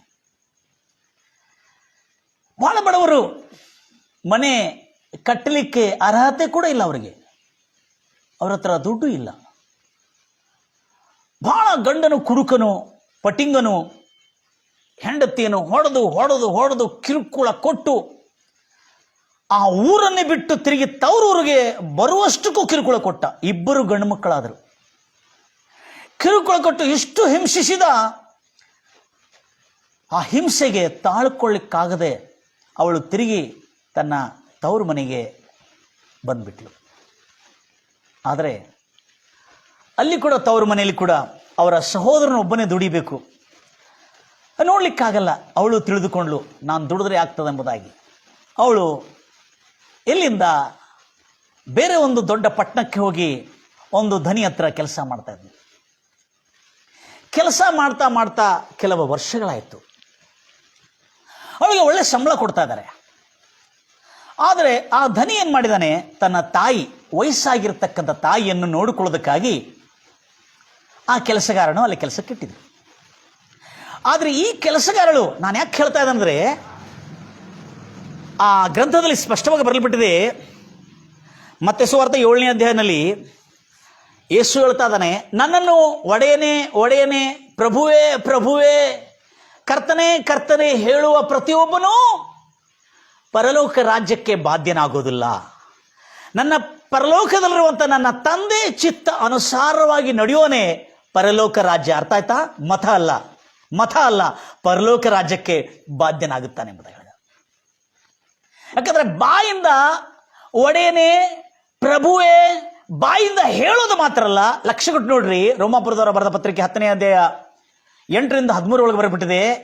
ಯೇಸುವನ್ನು ಬಾಯಿಂದ, ಹೃದಯದಲ್ಲಿ ನಂಬಿ ಬಾಯಿಂದ ಒಪ್ಪಿಕೊಳ್ಳಬೇಕು. ಹೇಳೋದು ಮಾತ್ರ ಅಲ್ಲ, ಒಪ್ಪಿಕೊಳ್ಳಬೇಕೆಂಬುದಾಗಿ ಹೇಳಿದಾನೆ. ನಿನ್ನ ಒಡೆಯನಾಗಿ ಒಪ್ಪಿಕೊಳ್ಳಬೇಕೆಂಬುದಾಗಿ. ಆದರೆ ಇಲ್ಲಿ ಜರುಗಿರ್ತಕ್ಕಂಥ ಸಂಗತಿ ಏನಂದ್ರೆ, ಇವಳು ಆ ಮನೆ ಕೆಲಸ ಮಾಡ್ತಾ, ಅಡಿಗೆ ಮಾಡ್ತಾ, ಅಲ್ಲೇ ಮನೆ ಕೆಲಸ ಒಂದು ಮನೆ ಕೆಲಸ ಮಾಡೋಳು ನೋಡ್ರಿ. ನಾನು ಯಾಕೆ ಹೇಳ್ತಾ ಇದ್ದೇನೆಂದ್ರೆ, ಕ್ರೈಸ್ತವತ್ವ ಅನ್ನೋದು ಒಂದು ಮತ ಅಲ್ಲ, ಇದು ಒಂದು ಪ್ರಜಾಪ್ರಭುತ್ವಕ್ಕೆ ಸಂಬಂಧಪಟ್ಟಿರ್ತಕ್ಕಂಥ ಸಂದೇಶನೂ ಕೂಡ ಅಲ್ಲ. ಕ್ರೈಸ್ತವತ್ವ ಅರಸರ ಪ್ರಭುತ್ವ, ರಾಜರ ಆಳ್ವಿಕೆಗೆ ಸಂಬಂಧಪಟ್ಟಿರ್ತಕ್ಕಂಥ ಕ್ರೈಸ್ತವತ್ವ ಆಗಿದೆ ಹೊರತು ಇದು ಮತ ಅಲ್ಲ, ಅಥವಾ ನಾಸ್ತಿಕತ್ವ ಅಲ್ಲ, ಅಥವಾ ಏಕಾಧಿಪತಿ ಡಿಕ್ಟೇಟರ್ಶಿಪ್ ಅಲ್ಲ. ಅಂತ ಅದ್ಭುತವಾದಂಥ ಕ್ರೈಸ್ತವತ್ವ ಆಗಿದೆ. ಇವಳು ಇಲ್ಲಿಂದ ಬಹಳ ದೂರ ಪಟ್ಟಣದಲ್ಲಿ ಸುಮಾರು 3-4 ದಿವಸ ಆಗಬೇಕು ನಮ್ಮ ಪಟ್ಟಣದಿಂದ ಅವಳು ಹೋಗಿ ಕೆಲಸ ಮಾಡಬೇಕು. ಅಲ್ಲಿದ್ದುಕೊಂಡು ವರ್ಷ ಅವಳು ಮನೆಗೆ ಬರಲ್ಲ. ಮಕ್ಕಳನ್ನು ಈ ಸ್ಥಳೀಯ ಪಟ್ಟಣದಲ್ಲಿ, ತವರೂರಿನಲ್ಲಿ ಇರ್ತಕ್ಕಂಥ ಪಟ್ಟಣದಲ್ಲಿ ಇರ್ತಕ್ಕಂಥ ಶಾಲೆಯಲ್ಲಿ ಹಾಕಿ ಅವಳು ಅಲ್ಲಿ ಎಷ್ಟೋ ದುಡಿತಾ ಇದ್ದಾಳೆ. ಆದರೆ ಅವಳ ದುಡಿಮೆಯಲ್ಲಿ ಅಲ್ಲಿ ಆ ಒಡೆಯರ, ಅಲ್ಲಿರ್ತಕ್ಕಂಥ ಸಾಹುಕಾರಗಳು ಭಾಳ ಧನವಂತರು. ಒಬ್ಬನು ಅಮೆರಿಕನಲ್ಲಿರ್ತಾನೆ, ಇನ್ನೊಬ್ಬರು ವಿದೇಶದಲ್ಲಿರ್ತಾರೆ. ಆದರೆ ತಾಯಿಯನ್ನು ನೋಡಿಕೊಳ್ಳೋದಕ್ಕಾಗಿ ಒಂದು ಕೆಲಸಗಾರರು ಇಟ್ಟಿದ್ರು. ಆ ಕೆಲಸಗಾರಳೇ ಈ ಗಂಡ ಕಿರುಕುಳ ಕೊಡ್ತಿರ್ತಕ್ಕಂಥವಳು. ಕೊನೆಗೆ ಗಂಡನೂ ಅಲ್ಲಿ ತೀರ್ಕೊಂಡು ಬಿಟ್ಟ. ಭಾಳಷ್ಟು ಕುಡಿದು ಕಿಡ್ನಿಗಳೆಲ್ಲ ಏನೋ ತೊಂದರೆ ಆಗಿ ಪಾಪ ತೀರ್ಕೊಂಡ್ಬಿಟ್ಟ. ಅವನು ಕೂಡ ತೀರ್ಕೊಂಡಿದ್ರು ಕೂಡ ಮತ್ತು ತಿರುಗಿ ಬಂದು ಅವನ ಮಣ್ಣಿಗೆಲ್ಲ ಬಂದು ಹೋಗಿದ್ಲವಳು. ಆದರೆ ಅವಳು ಕೆಲಸ, ಮಕ್ಕಳ ಹೊಟ್ಟೆಪಾಡಿಗಾಗಿ ಕೆಲಸ ಬಿಡಲಿಕ್ಕಾಗಿಲ್ಲ. ಆದರೆ ಆ ಧನಿ ಹತ್ರ, ಆ ವಿಧವೆ ಆಗಿರ್ತಕ್ಕಂಥ ಅವಳು, 2 ಗಂಡು ಮಕ್ಕಳನ್ನು ಪಡೆದಿರ್ತಕ್ಕಂಥ ಅವಳು ತನ್ನ ಮಕ್ಕಳನ್ನು ಸ್ಥಳೀಯ ತವರು ಮನೆಯಲ್ಲಿ ಇಟ್ಕೊಂಡು 4-5 ದಿವಸಗಳ ಪ್ರಯಾಣ ದೂರದಷ್ಟು ಪಟ್ಟಣಕ್ಕೆ ಹೋಗಿ ಅಲ್ಲೇ ವಾಸ ಮಾಡಿ ವರ್ಷಕ್ಕೆ 1 ಸಾರಿ ಬರ್ತಕ್ಕಂಥ ಸನ್ನಿವೇಶ ಅವಳಿಗೆ ಬರ್ತದೆ. ಅಂತ ಒಂದು ಸಮಯದಲ್ಲಿ ಅವಳು ಅಲ್ಲಿ ಕೆಲಸಕ್ಕೆ ಇದ್ಲು. ಅವಳು ಕೆಲಸ ಮಾಡ್ತಿರ್ತಕ್ಕಂಥ ಧನಿ ಕ್ರೈಸ್ತವಳಲ್ಲ. ಇವಳು ಕೆಲಸ ಮಾಡ್ತಿರ್ತಕ್ಕಂಥವಳು ಅವಳು ಕ್ರೈಸ್ತವಳಾಗಿದ್ಲು. ಅಲ್ಲಿ ದುಡಿಯತಕ್ಕಂಥವಳು ಅವಳು ಕ್ರೈಸ್ತವಳಾಗಿದ್ಲು. ಕ್ರೈಸ್ತವಳಾಗಿರೋದ್ರಿಂದ ಅವಳು ಮೇಡಮ್ ಅಂದರೆ ಒಡೆಯಳೇ ಎಂಬುದಾಗಿ, ಒಡತಿಯೇ ಎಂಬುದಾಗಿ ಅವಳನ್ನು ಕರೀತಿದ್ರು. ಅವಳು ಎಷ್ಟು ಗದರಿಸಿದ್ರು, ಅವಳೆಷ್ಟು ತರಾಟೆಗೆ ತೆಗೆದುಕೊಂಡ್ರು. ಬೈಬಲ್ ಹೇಳ್ತಾ ಇದೆ, ಭಾಳ ಜಾಗ್ರತೆಯಿಂದ ಅದನ್ನು ನೋಡ್ತಾ ಇದ್ದೇವೆ ನಾವು ಪ್ರತಿಯೊಂದು ವಿಷಯಗಳಲ್ಲಿ. ನನ್ನ ಪ್ರಿಯ ಸಹೋದರೇ, ನಿಮ್ಮ ಧನಿ ನಿಮ್ಮನ್ನು ಗದರಿಸಿರುವಾಗ, ನಿಮ್ಮ ಒಡೆಯರು ನಿಮ್ಮನ್ನು ಗದರಿಸಿರುವಾಗ ಕೆಲಸವನ್ನು ಬಿಟ್ಟು ಬಿಡಬೇಡಿ ಎಂಬುದಾಗಿ ಹೇಳ್ತಾ ಇದೆ. ಆದರೆ ಇಲ್ಲಿ ಏನಾಗಿದೆ ಅಂದರೆ, ಪ್ರೈಸ್ ದ ಲಾರ್ಡ್ ಜೀಸಸ್, ನನ್ನ ಪ್ರಿಯ ಸಹೋದರೇ, ಅವಳು ಇಲ್ಲಿಂದ 3-4 ದಿವಸದಷ್ಟು ದೂರದಷ್ಟು ಪ್ರಯಾಣದಲ್ಲಿ ಇರತಕ್ಕಂಥ ಆ ಒಂದು ಪಟ್ಟಣದಲ್ಲಿ ಕೆಲಸ ಮಾಡ್ತಾ, ಆ ಮೇಡಮ್ ಎಷ್ಟು ಸಾರಿ ಗದರಿಸಿದ್ರು, ತಿದ್ದಿದ್ರು, ಅವಳನ್ನು ತರಾಟೆಗೆ ತೆಗೆದುಕೊಂಡ್ರು, ಅವಳಿಗೆ ಎಂಥದಾಗಿ ಕಿರುಕುಳ ಕೊಟ್ಟರು ಕೂಡ ಅವಳು ವಿನಯ ವಿನಮ್ರತೆಯಿಂದ ಆ ಮೇಡಮ್ಗೆ ಪ್ರಾಮಾಣಿಕಳಾಗಿ ಕೆಲಸ ಮಾಡ್ತಿದ್ಳು. ಹೀಗೆ ಮಾಡ್ತಾರೋ ಅವಳಿಗೆ ಸಂಬಳ ಮಾತ್ರ ಕರೆಕ್ಟಾಗಿ ಕೊಡ್ತಾಳೆ ಅವಳು. ಒಂದು ದಿವಸ ಏನಾಯಿತು, ಅವರ ಮಗನ ಫೋನ್ ಬಂತು, ಮಮ್ಮಿ ನನ್ನ ಹೈಸ್ಕೂಲ್ಗೆ ಫೀಸ್ ತುಂಬಬೇಕು ಮಮ್ಮಿ ಅಂಬೋದಾಗಿ ಹೇಳುವ. ಎಷ್ಟು ಫಲಾನ ಅಷ್ಟು ₹1000 ಅಂತ ಹೇಳಿದ್ರು. ಎಷ್ಟೋ ₹1000 ಹೇಳಿದ ಕೂಡಲೇ ಅವಳು ₹1000 ಬೇಕಾ, ಈಗ ಪಗಾರ ಆಗಿಲ್ಲಲ್ಲ ನಂದು ಎಂಬುದಾಗಿ. ನನ್ನ ಪ್ರಿಯ ಸಹೋದರಿ, ಅಲ್ಲಿರ್ತಕ್ಕಂಥ ಅಜ್ಜಿ ಒಡೆಯಳವಳು, ಅವಳು ಕೇಳಿಕೊಂಡ್ಳು, ಕ್ಯಾ ಬೇಟಿ ಕ್ಯಾ ಹುವಾ ಅಂತ ಹೆಸರಿಂದ ಕರಿತಾಳವಳು. ಏನಿಲ್ಲ, ಮಗನಿಗೆ ಸ್ಕೂಲ್ಗೆ ಫೀಸ್ ತುಂಬಬೇಕು, ಫೋನ್ ಮಾಡಿದ ಅವನಂತೇಳಿ. ಅರೆ ತುಮ್ ಕ್ಯೂ ಚಿಂತಾ ಕರ್ತೀವೋ, ಹಮೇ ಬತಾವೋ ತುಮಕು, ನಮಗೆ ಕೇಳಲ್ಲ, ನಾನು ಕೊಡ್ತೀನಿ ನಿನಗೆ ಅಂತ ಹೇಳಿದ್ರು. ಕೂಡಲೇ ಅವರ ಮಗನು ಶಾಲೆಯಲ್ಲಿ ಫೀ ತುಂಬುವುದಕ್ಕಾಗಿ ಆ ಮಾಲ್ಕಿನ್, ಅಲ್ಲಿರ್ತಕ್ಕಂಥ ಒಡೆಯಳು ಧನಿ ತಾಯಿ ಏನು ಮಾಡಿದ್ಲು, ಕೂಡಲೇ ಅವಳಿಗೆ ಗೂಗಲ್ ಪೇ ಮೂಲಕವಾಗಿ ಅವರ ಮಗನಿಗೆ ಫೀ ತುಂಬಿದ್ಲು. ಆವಾಗ ಅವಳಿಗೆ ಅರ್ಥ ಆಗ್ತಾ ಇಲ್ಲ ಇದು ಯಾಕೆ ಆಗ್ತಾ ಇದೆ ಅಂದ್ರೆ, ಯಾಕೆಂದ್ರೆ ಯಾವಾಗ ನೀವೊಬ್ಬ ಒಡೆಯರ ಹತ್ರ, ಆಫೀಸರ್ ಹತ್ರ, ಅಧಿಕಾರಿಗಳ ಹತ್ರ, ಬಾಸ್ ಹತ್ರ ಕೆಲಸ ಮಾಡ್ತಿರೋ, ನೀವು ಪ್ರಾಮಾಣಿಕರಾಗಿ ಅವರೆಷ್ಟು ಗದರಿಸಿದ್ರು, ಎಷ್ಟು ಬೆದರಿಸಿದ್ರು, ಎಷ್ಟು ಕಿರುಕುಳ ಕೊಟ್ಟರು ಕೂಡ ಬೈಬಲ್ ಹೇಳ್ತಾ ಇದೆ, ಕೆಲಸಗಾರರೇ, ಮೊದಲನೇ ಪೇತರು 2ನೇ ಅಧ್ಯಾಯ 18ರಿಂದ 21 ನೀವು ಯಜಮಾನರಿಗೆ ಪೂರ್ಣ ಗೌರವದಿಂದ ಅಧೀನರಾಗಿರಿ. ಯಜಮಾನ ಅಂದ್ರೆ ಸಾಹುಕಾರಗಳು, ಒಡೆಯರು, ಅಧಿಕಾರಿಗಳು. ನೀವು ನಿಮ್ಮ ಯಜಮಾನರಿಗೆ ಪೂರ್ಣ ಗೌರವದಿಂದ ಅಧೀನರಾಗಿರಿ. ಒಳ್ಳೆಯವರು ಸಾತ್ವಿಕರು ಆಗಿರುವವರಿಗೆ ಮಾತ್ರ ಅಲ್ಲ, ಒಳ್ಳೆಯವರು ಸಾತ್ವಿಕರು ಆಗಿರುವವರಿಗೆ ಮಾತ್ರ ಅಲ್ಲ, ವಕ್ರ ಬುದ್ಧಿ ಉಳ್ಳವರಿಗೂ ನೀವು ವಿನಮ್ರತೆಯಿಂದ ಅಧೀನರಾಗಿರಿ. ಒಬ್ಬನು ಅನ್ಯಾಯವಾಗಿ ಬಾಧಿಸಲ್ಪಟ್ರೆ ದೇವರು ನೋಡುತ್ತಾನೆಂದು ಅರಿತು ಆ ಕಷ್ಟವನ್ನು ಸಹಿಸಿಕೊಂಡ್ರೆ ಅದು ಅವನಿಗೆ ಏನು ಶ್ಲಾಘ್ಯವಾಯಿತು. ಅನ್ಯಾಯವಾಗಿ ಅಂದ್ರೆ ಅವನು ಮುಂದೆ ಹೋಗ್ತೀರಿ, ತಪ್ಪು ಮಾಡಿ ಗುಂದು ತಿನ್ನುವುದರಲ್ಲಿ ನೀವು ತಾಳ್ಮೆಯಿಂದಿದ್ರೆ ಅದರಿಂದ ಯಾವ ಕೀರ್ತಿ, ಯಾವ ಯೋಗ್ಯತೆ ನಿಮಗೆ ಬರಲ್ಲ. ಆದರೆ ನೀವು ಪ್ರಾಮಾಣಿಕರಾಗಿದ್ದು ಕೂಡ ನೀವು ಗುದ್ದು ತಿಂದ್ರೆ, ನೀವು ಕಿರುಕುಳವನ್ನು ಹೊಂದಿದರೆ ಅದರಿಂದ ಅದು ದೇವರ ದೃಷ್ಟಿಯಲ್ಲಿ ಶ್ಲಾಘನೀಯ, ಅಂದ್ರೆ ಯೋಗ್ಯ, ಅಂದ್ರೆ ಒಪ್ಪತಕ್ಕಂಥದ್ದಾಗಿರ್ತದೆ, ಕೀರ್ತಿಗೆ ತರತಕ್ಕಂಥದ್ದಾಗಿರ್ತದೆ. ಮುಂದೆ ಇದಕ್ಕಾಗಿ ತಾಳ್ಮೆಯಿಂದ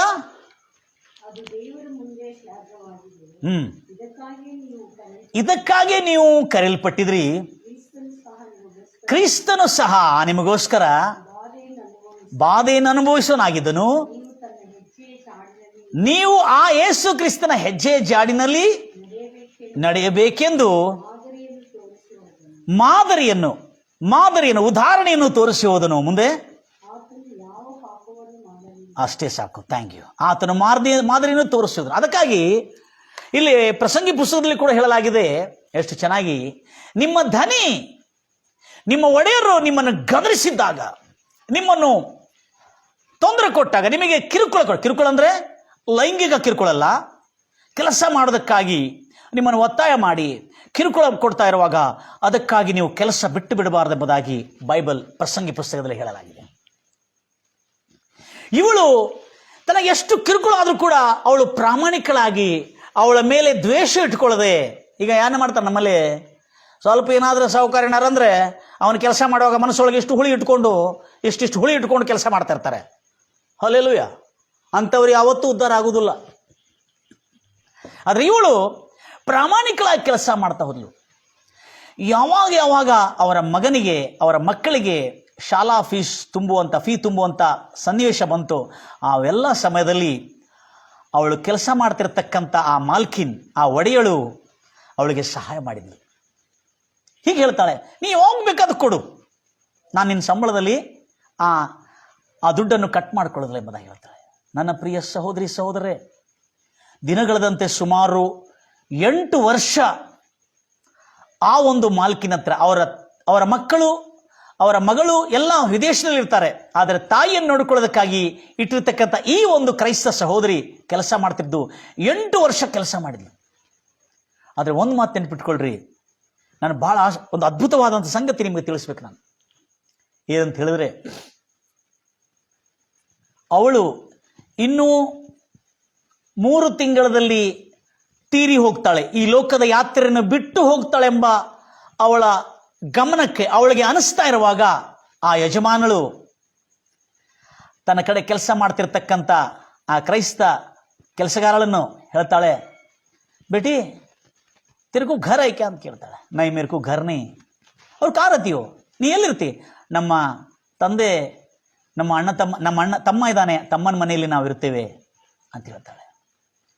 ನಿಮಗೆ ಏನಾರ ಸ್ವಲ್ಪ ಜಾಗ ಇದೆಯಾ, ಸ್ಥಳ ಇದೆಯಾ ಅಂತ ಕೇಳ್ತಾಳೆ. ಹೌದು, ಇದೇ ಜಾಗ, ಹಿಂದಿದೆ, ಅದು ಬಹಳ ಗಟ್ಟರ ಹತ್ರ ಇದೆ, ಬಹಳ ಆಳವಾಗಿದೆ, ಅದು ಗಟ್ಟರ ಹತ್ರದೆ ಅಂತ. ಅವಳು ಏನಂತ ಗೊತ್ತಿದೆ ಆ ಯಜಮಾನಲು, देखो बेटी मैं और ज्यादा दिन रहूंगी या नहीं रहूंगी मुझे मालूम नहीं, मगर मैं तुझे कुछ करके देना मैं. ನನ್ನ ಪ್ರಿಯ ಸಹೋದರಿ ಸಹೋದರರೇ, ಎಂಥ ಅದ್ಭುತವಾದಂಥ ಮಾತು. ನಿನ್ನ ಮನೆ ಹಿಂದೆ ಎಷ್ಟು ಜಾಗ ಇದೆ ನನಗೆ ಗೊತ್ತಿಲ್ಲ ಮೇಡಮ್, ಚಿಂತಾ ಮತ್ ಕರ್, ಮೈ ಘರ್ ಬಂದ್ ಕೆ ದೇವ್ಗಿ, ನೀನು ಚಿಂತೆ ಮಾಡಬೇಡ, ನಿನಗೆ ನಾನು ಮನೆ ಕಟ್ಕೊಡ್ತೀನಿ ಅಂತ ಹೇಳಿದ್ರು. ಸುಮಾರು 5 ಲಕ್ಷಕ್ಕಿಂತ ಹೆಚ್ಚು ವೆಚ್ಚದಾಗುವಷ್ಟು ಮನೆ ಕೊಡೋದಕ್ಕಾಗಿ ಅವಳು ತೀರ್ಮಾನ ಮಾಡಿಕೊಂಡ್ಳು. ತನ್ನ ಮಕ್ಕಳಿಗೆ ಹೇಳಿದ್ರು, ನನ್ನ ಕಡೆ ಕೆಲಸ ಮಾಡ್ತಿದ್ದಾಳೆ, ನಾನು ಹೆಂಗೂ ಇನ್ನು ಭಾಳ ದಿವಸ ಉಳಿದಿಲ್ಲೇನೋ, ಇವಳಿಗೆ ಒಂದು ಮನೆ ಕಟ್ಕೊಡ್ಬೇಕು ಎಂಬುದಾಗಿ ಅವಳು ಹೇಳಿದ್ಲು. ಆಗ ಅವ್ರ ಮಕ್ಕಳು ಕೂಡ, ವಿದೇಶದಲ್ಲಿರೋ ಮಕ್ಕಳು, ठीक है माँ, अगर तुम कह रही हो तो हम दे देंगे उसको.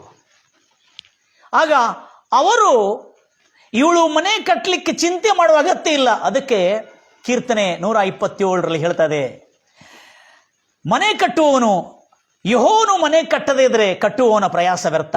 ಪಟ್ಟಣವನ್ನು ಕಾವಲ ಕಾಯುವನು, ಯೆಹೋವನು ಕಾಯ್ದಿದ್ರೆ ಅದನ್ನು ಕಾವಲ ಕಾಯುವವನು ವ್ಯರ್ಥ.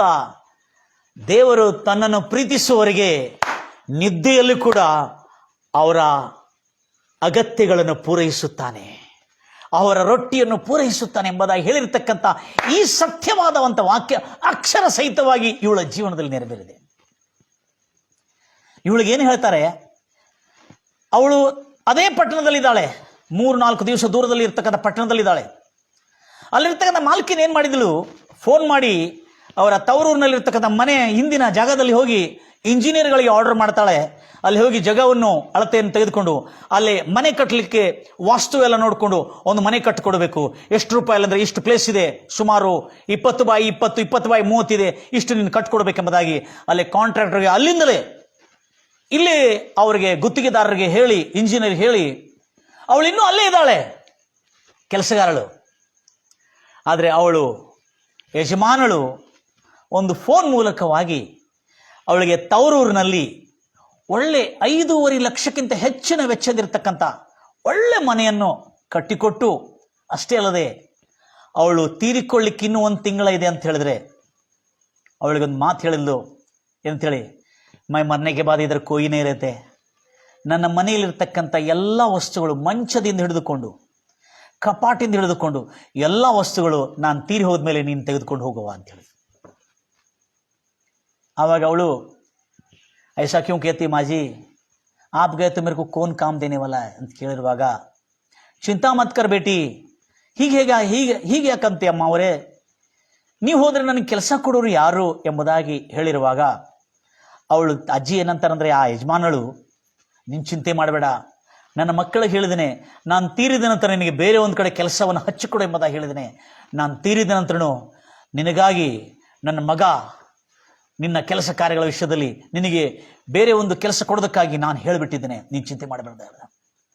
ಅವಳು ಹೇಳಿದಳು, 1 ತಿಂಗಳಂತ ತೀರ್ಕೊಂಡ್ಲು. ವಸ್ತುಗಳೆಲ್ಲ ಅವರ ಮನೆಯಲ್ಲಿ ಬಂದು ಬಿದ್ದವು, ಎಲ್ಲ ಬರಲಿಕ್ಕೆ ಹೋಗ್ಲಿಕ್ಕೆ ಬೇಕಾರೆಲ್ಲ ಎಲ್ಲವನ್ನು ಅವರ ಒಡೆಯರೇ ನೋಡಿದರು.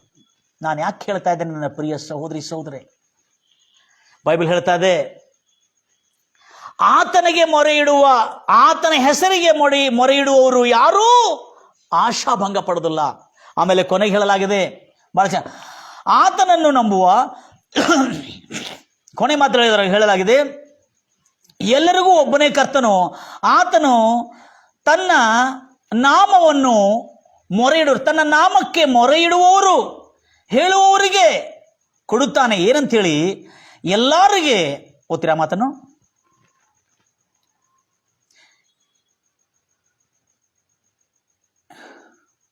ಮೈ ಗುಡ್ನೆಸ್, ಥ್ಯಾಂಕ್ ಯು ಫಾದರ್. ಆವಾಗ ಏನಾಗ್ತಂದ್ರೆ, ಈ ವಿಷಯದಲ್ಲಿ ಯಹೂದ್ಯರಾಗಲಿ, ಗ್ರೀಕರಾಗಲಿ, ಕ್ರೈಸ್ತರಾಗಲಿ, ಅನ್ಯರಾಗಲಿ, ಯಾವನೇ ಇರಲಿ, ಎಲ್ಲರಿಗೂ ಒಬ್ಬನೇ ಒಡೆಯನು, ಒಬ್ಬನೇ ಕರ್ತನು, ಆತನು ತನ್ನ ನಾಮವನ್ನು ಹೇಳಿಕೊಳ್ಳುವವರಿಗೆ, ಮೊರೆ ಇಡುವವರಿಗಾಗಿ ಆತನು ಕೃಪೆ ತೋರುವ ಐಶ್ವರ್ಯವಂತನಾಗಿದ್ದಾನೆ. ಕರ್ತನ ನಾಮವನ್ನು ಹೇಳಿಕೊಳ್ಳುವರು, ಕರ್ತನ ನಾಮವನ್ನು ಕೂಗಿ ಕರೆಯೋರು, ಎಸಯ ಎಸಯ ಎಸಯ ಎಂದು ಮೊರೆ ಇಡುವವರಿಗೆ ಆತನು ರಕ್ಷಕನಾಗಿದ್ದಾನೆ. ನನ್ನ ಪ್ರಿಯ ಸಹೋದರಿ ಸಹೋದರೇ, ವಾಸ್ತವಿಕ ಸತ್ಯ, ಆಧ್ಯಾತ್ಮಿಕ ಸತ್ಯವನ್ನು ತಿಳ್ಕೊಳ್ಳುವಂತೆ ನಮಗೆ ಸಹಾಯ ಮಾಡಿದೆ. ನನ್ನ ಪ್ರಿಯ ಸಹೋದರಿ ಸಹೋದರೇ, ದೇವರ ಮಕ್ಕಳೇ, ಯೇಸುವನ್ನು ನಿನ್ನ ಒಡೆಯನಾಗಿ ನೀನು ಒಪ್ಕೊಂಡಿದೀಯಾ? ಯೇಸುವನ್ನು, ಕರ್ತನಂದ್ರೆ ದೇವರಲ್ಲ, ಕರ್ತನನ್ನು ಪದಕ್ಕೆ ಅರ್ಥ ದೇವರಲ್ಲ, ನೀವು ದೇವರೊಂದು ಒಪ್ಪುಕೊಳ್ಳೋದಿರಿ, ಆತನ ದೇವರೇ. ಕಲ್ಲಿದೆ, ಈ ಕಲ್ಲನ್ನು, ಇದು ಕಲ್ಲು ಅಲ್ಲ, ಇದು ನಮ್ಮ ತಂದೆ ಅಂತ ಹೇಳಿದ್ರೆ ನಿಮ್ಮ ತಂದೆ ಆಗಲಿಕ್ಕೆ ಸಾಧ್ಯ ಇಲ್ಲ. ಇದು ಕಲ್ಲಲ್ಲ, ಇದು ನಮ್ಮ ತಂದೆಯ ಪ್ರತಿಮೆ ಎಂಬುದಾಗಿ ಹೇಳಿದ್ರು ಕೂಡ ಅದು ನಿಮ್ಮ ತಂದೆಯ ಪ್ರತಿಮೆ ಆಗಲಿಕ್ಕೆ ಸಾಧ್ಯ ಇಲ್ಲ, ನಿಮ್ಮ ತಂದೆ ಆಗಲಿಕ್ಕೆ ಸಾಧ್ಯ ಇಲ್ಲ. ಒಂದು ಕಲ್ಲೇ ಅದು. ಅದೇ ರೀತಿಯಿಂದ ಯೇಸುವನ್ನು ನೀವು ದೇವರೆಂದು ನಂಬದೇ ಇರ್ರಿ, ಆತನು ದೇವರೇ. ಆದರೆ ಆತ್ಮೀಯರೇ, ಒಂದು ಸತ್ಯವನ್ನು ನೀವು ಗಮನಿಸಬೇಕು. ಆ ದೇವರನ್ನು, ಆ ಯೇಸುವನ್ನು ನಿಮ್ಮ ಒಡೆಯನಾಗಿ ಮಾಡಿಕೊಂಡಿದೀಯಾ? ನೀನು ಆ ಒಡೆಯನಿಗೆ ಪಾಲನೆ ಮಾಡತಕ್ಕಂಥ, ಹೃತ್ಪೂರ್ವಕವಾಗಿ ಆತನ ತಂದೆಯ ಚಿತ್ತವನ್ನು ನೆರವೇರಿಸ್ತಕ್ಕಂಥ ಪ್ರಾಮಾಣಿಕನಾಗಿದೆಯಾ? ಅದಕ್ಕೆ ನನ್ನನ್ನು ಒಡೆಯನೆಂದು ಬಾಯಿಂದ ಹೇಳುವವನು ಯಾವನೂ ಪರಲೋಕ ರಾಜ್ಯಕ್ಕೆ ಸೇರುವುದಿಲ್ಲ. ಆದರೆ ಹೃದಯದಿಂದ ನಂಬಿ ಬಾಯಿಂದ ನನ್ನನ್ನು ಒಡೆಯನೆಂದು ಒಪ್ಪಿಕೊಂಡು ಪರಲೋಕದಲ್ಲಿರುವಂಥ ನನ್ನ ತಂದೆ ಚಿತ್ತವನ್ನು ನೆರವೇರಿಸೋನೆ ಪರಲೋಕ ರಾಜ್ಯಕ್ಕೆ, ಪರಲೋಕ ರಾಜ್ಯದ ಲಾಭಕ್ಕೆ, ಪರಲೋಕ ರಾಜ್ಯದ ಸೌಲಭ್ಯಕ್ಕೆ, ಪರಲೋಕ ರಾಜ್ಯದ ಎಲ್ಲ ಅನುದಾನಕ್ಕೆ ಅವನು ಬಾಧ್ಯನಾಗಿರ್ತಾನೆ. ಹಾಗೆ ನನ್ನ ಪ್ರಿಯ ಸಹೋದರೇ, ಈ ಅಧ್ಯಾಯ, ಈ ವಚನದಲ್ಲಿರತಕ್ಕಂಥ ಅದ್ಭುತವಾದಂಥ ಸಂದೇಶ ನೀವು ಕೇಳಿಕೊಂಡಿದ್ರಿ. ಯಾರ್ಯಾರು ಯೇಸುವನ್ನು ತನ್ನ ಒಡೆಯ, ನನ್ನ ಪ್ರಭು, ಇಂಗ್ಲಿಷ್ನಲ್ಲಿ lord, whoever confess Jesus as his Lord, he will be saved from all his destructions, adversities, and all his sickness and weakness, and all his humilities. ಎಲ್ಲ ಅವನ ಅವಮಾನದಿಂದ, ರೋಗದಿಂದ, ಬಾಧೆಯಿಂದ, ಸಂಕಟದಿಂದ ಅವನನ್ನು ರಕ್ಷಿಸ್ತಾನೆ. ನನ್ನನ್ನು ಕೇಳ್ತಿರ್ತಕ್ಕಂಥ ನನ್ನ ಪ್ರಿಯ ಸಹೋದರಿ ಎಷ್ಟು ಆಸಕ್ತಿಯಿಂದ ನೀವು ಕೇಳ್ತಾ ಇದ್ದೀರಿ. ನಿಜವಾಗಲೂ ಇವತ್ತು ನಿಮಗೆ ಶುಭ ದಿನವಾಗಿರಲಿ. ಇಂದಿನಿಂದ ನೀವು ಯೇಸು ಕ್ರಿಸ್ತನ ತನ್ನ ಒಡೆಯನೆಂದು ಒಪ್ಪಿಕೊಳ್ಳುವುದರಿಂದ ನಿನ್ನ ಚಿಂತಾಭಾರವನ್ನೆಲ್ಲ ಆತನ ಮೇಲೆ, ಅಂದರೆ ಬೈಬಲ್ ಒಡೆಯನ ಮೇಲೆ ವಹಿಸು, ಆತನು ನಿನಗಾಗಿ ಚಿಂತಿಸೋನು. ನಿನ್ನ ದುಃಖ ದಿನಗಳು ಸಮಾಪ್ತವಾದವು. ಕಣ್ಣನ ಮುಚ್ಚನ ಪ್ರಾರ್ಥಿಸೋಣ. ನಮ್ಮನ್ನು ಅತ್ಯಧಿಕವಾಗಿ ಪ್ರೀತಿ ಮಾಡುವ ಪರಲೋಕದಲ್ಲಿರುವಂಥ ನಮ್ಮ ತಂದೆ, ನಿನಗೆ ಸ್ತೋತ್ರ ಉಂಟಾಗಲಿ ಕರ್ತನೆ. ಎಷ್ಟು ಆಸಕ್ತಿಯಿಂದ, ಮನಪೂರ್ವಕದಿಂದ, ಭಯಭಕ್ತಿಯಿಂದ ಕರ್ತನೆ ಈ ವಾಕ್ಯವನ್ನು ಕೇಳ್ತಾ ಇದ್ದಾರೆ ಕರ್ತನೆ. ಹೌದು ಕರ್ತನೆ, ನಿನ್ನನ್ನು ಪ್ರಭುವೇ, ಒಡೆಯನೇ, ಕರ್ತನೇ ಎಂಬುದಾಗಿ ಮೊರೆ ಇಡುವುದರಿಂದ, ಒಪ್ಪಿಕೊಳ್ಳುವುದರಿಂದ, ಹೃದಯಾಂತರಾಳದಿಂದ ನಂಬಿ ಒಪ್ಪಿಕೊಳ್ಳುವುದರಿಂದ ಅವರಿಗೆ ರಕ್ಷಣೆ ಆಗುವುದು. ಶಾಪದಿಂದ ರಕ್ಷಣೆ, ಪಾಪದಿಂದ ರಕ್ಷಣೆ, ಕಲಂಕದಿಂದ ರಕ್ಷಣೆ, ರೋಗಗಳಿಂದ ರಕ್ಷಣೆ, ಅನಿಷ್ಟದಿಂದ ರಕ್ಷಣೆ, ಬಡತನದಿಂದ ರಕ್ಷಣೆ, ಇವೆಲ್ಲ ಅನಿಷ್ಟಗಳಿಂದ ರಕ್ಷಣೆ ಮಾಡತಕ್ಕಂಥ ರಕ್ಷಕನು ನೀನಾಗಿದ್ದಿ ಕರ್ತನೆ. ಯಾರ್ಯಾರು ನನ್ನನ್ನು ಕೇಳ್ತಾ ಇದ್ದಾರೆ ಆತ್ಮೀಯರು, ಇವತ್ತು ಯೇಸು ಕ್ರಿಸ್ತನನ್ನು ತನ್ನ ಒಡೆಯನಾಗಿ, ರಕ್ಷಕನಾಗಿ ಯೆಸಯ್ಯ ಎಂದು ಮೊರೆ ಇಡುವುದಾದರೆ ನಿನ್ನ ಮೊರೆಯನ್ನು, ನಿನ್ನ ಕೂಗನ್ನು, ನಿನ್ನ ಕಣ್ಣೀರನ್ನು, ನಿನ್ನ ಪ್ರಾರ್ಥನೆಯನ್ನು ಖಂಡಿತವಾಗಿ ಲಾಲಿಸಿ ಈಗಲೇ ಇವತ್ತೇ ನಿನ್ನ ಚಿಂತಾಭಾರವನ್ನೆಲ್ಲ ಆತನ ಮೇಲೆ ವಹಿಸು. ಆತನು ನಿನಗಾಗಿ ಚಿಂತಿಸುವನಾಗಿದ್ದಾನೆ. ಹೌದು ಕರ್ತನೆ, ರಾಜಾದಿರಾಜನೇ, ನಿನ್ನ ಮಕ್ಕಳು ಕರ್ತನೆ ಎಷ್ಟೋ ಆಸಕ್ತಿಯಿಂದ ನನ್ನ ಜೊತೆಯಲ್ಲಿ ಏಕೀಭವಿಸಿ ಪ್ರಾರ್ಥನೆ ಮಾಡ್ತಾ ಇದ್ದಾರೆ. ಅನಾರೋಗ್ಯದಲ್ಲಿರುವವರು ಕರ್ತನೆ, ಯೇಸು ಕ್ರಿಸ್ತು ನಾಮದಲ್ಲಿ ಕರ್ತನೆ ಅವರ ರೋಗಗಳನ್ನು ಕರ್ತನೆ ನಿನ್ನ ಗಾಯಗಳ ಹಸ್ತದಿಂದ ಕರ್ತನೆ, ಶಿಲುಬೆ ಮೇಲೆ ನಮಗಾಗಿ ನೀನು ಗಾಯಗೊಂಡಿದ್ದ ಕರ್ತನೆ, ನಿನ್ನ ಗಾಯಗಳ ಹಸ್ತದಿಂದ ಕರ್ತನೆ ಮುಟ್ಟಿ ಕರ್ತನೆ ರೋಗಿಗಳನ್ನು ಗುಣಪಡಿಸು ರಾಜ. ಯೇಸು ನಾಮದಲ್ಲಿ ನನ್ನನ್ನು ಕೇಳ್ತಿರ್ತಕ್ಕಂಥ ಎಲ್ಲ ನನ್ನ ಪ್ರಿಯ ಸಹೋದರಿಗೆ, ಯಾರ್ಯಾರಿಗೆ ಅನಾರೋಗ್ಯದಿಂದ ಪೀಡಿತರಾಗಿದ್ದಾರೆ, ಯೇಸು ನಾಮದಲ್ಲಿ ಗುಣಮುಖರಾಗಲಿ ಎಂಬುದಾಗಿ ನಾನು ಹಾರೈಸುತ್ತಾ ಇದ್ದೇನೆ ಕರ್ತನೆ. ಅವರ ಕಷ್ಟ, ಸಂಕಟಗಳು, ದುಃಖ, ಬಾಧೆಗಳಲ್ಲಿ ಈಗಲೇ ಯೆಸಯ್ಯ ಯೆಸಯ್ಯ ಯೆಸಯ್ಯ ಎಂಬುದಾಗಿ ಮೊರೆಯುವ, ಯೆಸಯ್ಯ ಎಂಬುದಾಗಿ ಪ್ರಾರ್ಥನೆ ಮಾಡುವ, ಆ ಕೂಗುವ ಆ ಹೃದಯಗಳಿಗೆ ಇವತ್ತೇ ಬಿಡುಗಡೆಯನ್ನು ಅನುಗ್ರಹಿಸು ಕರ್ತನೆ. ಬಿಡುಗಡೆ ಉಂಟಾಗಲಿ ಕರ್ತನೆ. ಹೇಗೆ ಒಂದು ಒಡೆಯನು ತನ್ನ ಕಡೆ ಕೆಲಸ ಮಾಡ್ತಿರ್ತಕ್ಕಂಥ ಸೇವಕರ ಮೇಲೆ ಅಪಾರವಾದಂಥ ದಯ ತೋರಿ ಸಹಾಯ ಮಾಡಿದಂತೆ ನಿನ್ನ ಸಹಾಯವನ್ನು ಕೂಡ ರೋಮಾಪುರದವರಿಗೆ ಬರೆದ ಪತ್ರಿಕೆ 10ನೇ ಅಧ್ಯಾಯ 8ರಿಂದ 13 ವಚನದೊಳಗೆ ಅದ್ಭುತವಾಗಿ ನೋಡಿದೆವು ರಾಜ. ಅದೇ ರೀತಿಯಲ್ಲಿ ಅಕ್ಷರ ಸಹಿತವಾಗಿ ಅನೇಕರ ಜೀವನದಲ್ಲಿ ನೀನು ಕಾರ್ಯ ಮಾಡಿದಕ್ಕಾಗಿ ನಿನಗೆ ಸ್ತೋತ್ರ ಕರ್ತನೆ. ಶುಭವಾಗಲಿ, ಮೇಲಾಗಲಿ ಕೇಳತಕ್ಕಂಥ ಎಲ್ಲ ನನ್ನ ಆತ್ಮೀಯರಿಗೆ ರೋಗದಿಂದ ಮುಕ್ತರಾಗಿ, ಅಶಾಂತಿ, ದಿಗುಲು, ಚಿಂತೆಗಳಿಂದ ಮುಕ್ತರಾಗಿ, ಕರ್ತನೆ ಬಾಧೆಯಿಂದ ಮುಕ್ತರಾಗಿ, ಅವಮಾನದಿಂದ ಮುಕ್ತರಾಗಿ, ಸನ್ಮಾನಕ್ಕೆ, ರೋಗದಿಂದ ಮುಕ್ತರಾಗಿ, ಆರೋಗ್ಯಕ್ಕೆ, ಅಶಾಂತಿ, ದುಃಖ, ಬಾಧೆಗಳಿಂದ ಮುಕ್ತರಾಗಿ, ಈಗ ನಿನ್ನ ದುಃಖ ದಿನವು ಸಮಾಪ್ತವಾಯಿತು. ಸಂತೋಷ, ಹರ್ಷ, ಆನಂದ, ಜೀವಮಾನ ಕಾಲವೆಲ್ಲ ನಿನ್ನ ಜೊತೆಯಲ್ಲಿ ಇರಲಿ ಎಂಬುದಾಗಿ ಹಾರೈಸುತ್ತಾ ಯೇಸು ಕ್ರಿಸ್ತು ನಾಮದಲ್ಲಿ ಪ್ರಾರ್ಥಿಸಿ ಬೇಡಿ ಹೊಂದಿದ್ದೇನೆ ತಂದೆ. ಆಮೇನ್. ಆಮೇನ್. ನನ್ನ ಪ್ರಿಯ ಸಹೋದರಿ ಸಹೋದರೇ, ಇದೇ ನನ್ನ ಸಂದೇಶ. ಇದೇ ಅಕೌಂಟ್ನಲ್ಲಿ, ಇದೇ ಹೆಸರಿನಲ್ಲಿ, ಪಾಸ್ಟರ್ ಎನ್ ದೇವದಾಸ್ ಎಂಬ ಅಕೌಂಟ್ನಲ್ಲಿ ಯೂಟ್ಯೂಬಲ್ಲಿ ಕೂಡ ನೀವು ಈ ಕರ್ತನ ವಾಕ್ಯವನ್ನು ಕೇಳಿಕೊಳ್ಳುವುದು. ಎಲ್ಲರಿಗೆ ಶೇರ್ ಮಾಡಿ. ಈ ಅದ್ಭುತವಾದಂಥ ಮತ ಅಲ್ಲ, ಕ್ರೈಸ್ತವತ ಒಂದು ಮತ ಅಲ್ಲ, ಒಂದು ಅರಸರ ಪ್ರಭುತ್ವದಲ್ಲಿರ್ತಕ್ಕಂಥ ಕರುಣೆ, ದಯೆ, ಪ್ರೀತಿ, ವಾತ್ಸಲ್ಯ, ಕ್ಷಮೆ, ದಮೆ ಇರತಕ್ಕಂಥ ದೇವರ ರಾಜ್ಯದ ಸುವಾರ್ತೆಯಾಗಿದೆ. God bless you. God loves you. Good bye.